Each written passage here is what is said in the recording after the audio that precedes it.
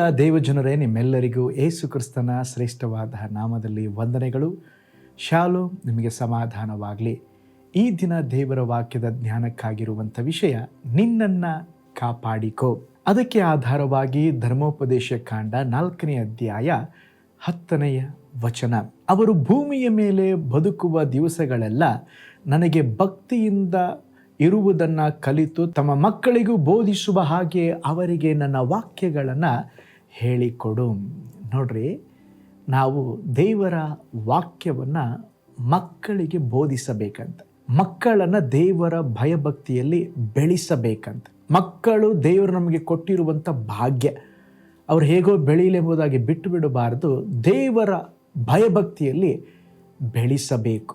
ಮಂಗನಿಂದ ಮಾನವ ಎಂಬಂಥ ಸಿದ್ಧಾಂತವನ್ನು ಪ್ರಖ್ಯಾತಿಗೊಂಡಂಥ ಚಾರ್ಲ್ಸ್ ಡಾರ್ವಿನ್, ಅವನು ತನ್ನ ಮರಣದ ಹಾಸಿಗೆಯಲ್ಲಿರುವಾಗ ಹತ್ತಿರವಿರುವ ಸಭೆಯೊಳಗಿಂದ ಜನರು ಹಾಡುವ ಹಾಡುಗಳನ್ನು ಕೇಳುವಂತೆ ಕೋಣೆಯ ಕಿಟಕಿಗಳನ್ನು ತೆರೆಯಲು ಹೇಳಿದರಂತೆ. ಅವರ ಹತ್ತಿರದಲ್ಲಿರುವವರು ಅವರನ್ನು ನೋಡಿ, ಡಾರ್ವಿನ್ರವರೇ, ನೀವು ಮಂಗನಿಂದ ಮಾನವ ಎಂಬ ಆ ಸಿದ್ಧಾಂತವನ್ನು ನಿರೂಪಿಸಿದವರು, ಈಗ ನೀವು ಕ್ರೈಸ್ತ ನಂಬಿಕೆಯ ಮೇಲೆ ಹೇಗೆ ಆತುಕೊಳ್ಳುತ್ತಾ ಇದ್ದೀರಾ ಎಂಬುದಾಗಿ ಕೇಳಿದ್ರಂತೆ.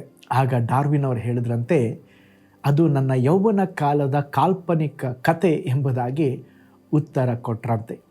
ಅವರು ತಮ್ಮ 22ನೇ ವಯಸ್ಸಿನಲ್ಲಿ ಥಿಯಾಲಜಿಯನ್ನು ಓದನ್ನು ಮುಗಿಸಿದಂಥ ಡಾರ್ವಿನ್ ಅವರು ದೇವರ ಬಗ್ಗೆ ಸರಿಯಾಗಿ ತಿಳಿದುಕೊಳ್ಳದೆ, ಸಭೆಯಲ್ಲಿ ಸೇರಲು ಬಯಸದೆ, ಮಾನವ ಸೃಷ್ಟಿಯ ಬಗ್ಗೆ ತಪ್ಪಾದ ಸಿದ್ಧಾಂತವನ್ನು ಲೋಕಕ್ಕೆ ತೋರಿಸಿದರು. ಡಾರ್ವಿನ್ನರ ಪರಿಣಾಮ ಗುರಿಯನ್ನು ಅಂಗೀಕರಿಸುವ ಲೋಕ ಅವರ ಕೊನೆಯ ಮಾತುಗಳನ್ನು ಈ ದಿನಗಳಲ್ಲಿ ಮರೆತು ಬಿಟ್ಟಿತು. ಲೋಕಜ್ಞಾನವು ವಿಜ್ಞಾನವು ಬೆಳೆದು ನಿಂತಿರುವ ಈ ಕಾಲದಲ್ಲಿ ದೇವರನ್ನು ಬಿಟ್ಟು ದಾರಿ ತಪ್ಪುವಂತೆ ಮಾಡುವ ಪರಿಸ್ಥಿತಿಗಳು ಲೋಕದಲ್ಲಿ ಅನೇಕ ಕಾಣಲ್ಪಟ್ಟರು. ಕರ್ತನು ಅವರ ರಕ್ಷಣೆಯನ್ನು ಮರೆಯದೆ, ಅವರ ಮೇಲಿರುವ ನಂಬಿಕೆಯನ್ನು ಬಿಟ್ಟು ಬಿಡದೆ, ಸಂದೇಹ ಪಡದೆ ಇರುವಂಥ ಸ್ಥಿರತೆಯು ನಮ್ಮ ಯುವ ಪೀಳಿಗೆಗೆ ಬೇಕಾಗಿದೆ.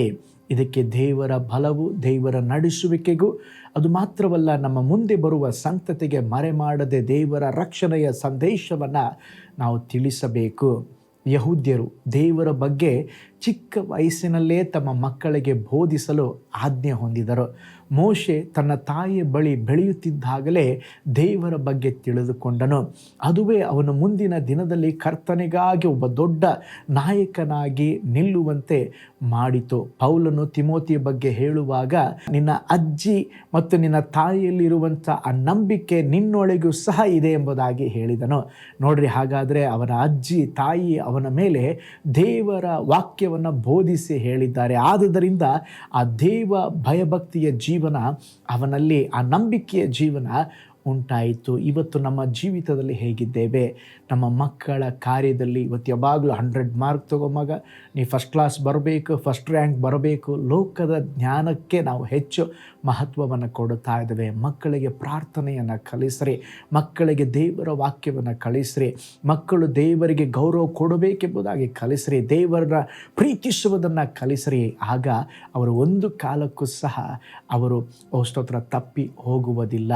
ಆದ್ದರಿಂದ ಚಿಕ್ಕ ವಯಸ್ಸಿನಲ್ಲಿ ಇರುವಾಗಲೇ ದೇವರ ಭಯಭಕ್ತಿಯನ್ನು ನಿಮ್ಮ ಮಕ್ಕಳಿಗೆ ಕಲಿಸಿ ಅವರು ದೇವ ಭಯಭಕ್ತಿಯಲ್ಲಿ ಬೆಳೀಲಿಕ್ಕೆ ಸಹಾಯ ಮಾಡಿರಿ. ನಿಶ್ಚಯವಾಗಿ ಅವರು ಯೌವನ ಕಾಲ ಬರುವಾಗ ಆ ದೇವರ ವಾಕ್ಯಗಳು, ದೇವರ ಭಯ, ಪಾಪ ತುಂಬಿದ ಲೋಕದಲ್ಲಿ ಸ್ತೋತ್ರ ಅವರನ್ನು ಕಾಪಾಡುವಂಥದ್ದಾಗಿದೆ.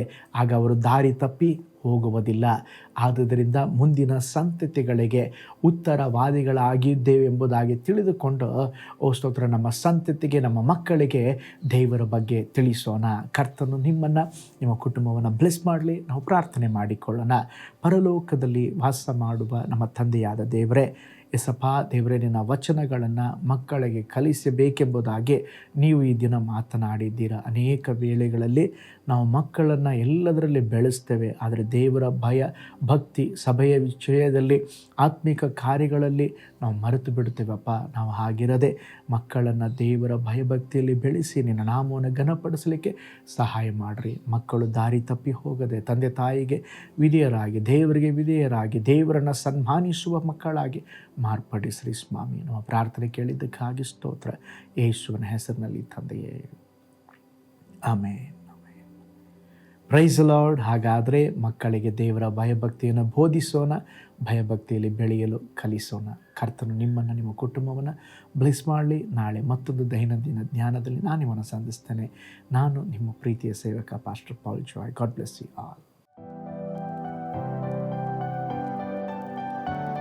ಕರ್ತನಲ್ಲಿ ಪ್ರಿಯರೇ, ಈ ಸಂದೇಶ ಮತ್ತು ಪ್ರಾರ್ಥನೆ ನಿಮಗೆ ಆಶೀರ್ವಾದಕರವಾಗಿದ್ದರೆ, ದೇವರು ನಿಮ್ಮನ್ನು ಪ್ರೇರೇಪಿಸಿದರೆ, ನಂಬಿಕೆಯಿಂದ ಸಾಗುವ ಈ ಸೇವೆಗೆ ನಿಮ್ಮ ಅಮೂಲ್ಯವಾದ ಕಾಣಿಕೆಯನ್ನು ಬಿತ್ತಿರಿ. ಪ್ರೀತಿಯ ದೇವಜನರೇ, ವಾಯ್ಸ್ ಆಫ್ ಹೋಪ್ ಮಿನಿಸ್ಟ್ರಿಯ ವತಿಯಿಂದ ಕೋರಮಂಗಲದಲ್ಲಿ ಪ್ರತಿ ಭಾನುವಾರ ಬೆಳಿಗ್ಗೆ 9:30ಕ್ಕೆ ಕನ್ನಡ ಆರಾಧನೆ ನಡೆಯುತ್ತಿದೆ.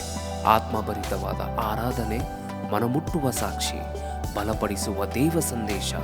ಬನ್ನಿ, ನಮ್ಮೊಂದಿಗೆ ಭಾಗಿಯಾಗಿ ಕರ್ತನನ್ನು ಆರಾಧಿಸಿರಿ. ನೂತನ ತಿಂಗಳ ಆಶೀರ್ವಾದ ಕೂಟ ಪ್ರತಿ ತಿಂಗಳು ಮೊದಲ ದಿನ ಸಂಜೆ 7 ಗಂಟೆಗೆ. ಪ್ರತಿ ತಿಂಗಳು 2ನೇ ಶನಿವಾರ ಬಿಡುಗಡೆ ಉಪವಾಸ ಪ್ರಾರ್ಥನೆ ಕೂಟ ಬೆಳಿಗ್ಗೆ 10:30ಕ್ಕೆ. ನಿಮಗಾಗಿ ಪ್ರಾರ್ಥಿಸಬೇಕೆ? ನಿಮಗೆ ಯಾವುದಾದರೂ ಪ್ರಾರ್ಥನೆ ಮನವಿಗಳು ಇರುವುದಾದರೆ ಕೆಳಗಿನ ನಂಬರಿಗೆ ಕರೆ ಮಾಡಿ ಅಥವಾ ವಾಟ್ಸಪ್ ಮಾಡಿ. ಈ ಆತ್ಮಿಕ ಸಂದೇಶಗಳು ನಿಮಗೆ ಆಶೀರ್ವಾದಕರವಾಗಿದ್ದರೆ ಲೈಕ್ ಮಾಡಿರಿ. ಇಂಥ ಅದ್ಭುತ ಸಂದೇಶ ಪ್ರತಿದಿನ ನೋಡಲು ಬಯಸುವುದಾದರೆ ಸಬ್ಸ್ಕ್ರೈಬ್ ಮಾಡಿ ಹಾಗೂ ಇತರರೊಂದಿಗೆ ಶೇರ್ ಮಾಡಿರಿ. ಕರ್ತನು ನಿಮ್ಮನ್ನು, ನಿಮ್ಮ ಕುಟುಂಬವನ್ನು ಆಶೀರ್ವದಿಸಲಿ.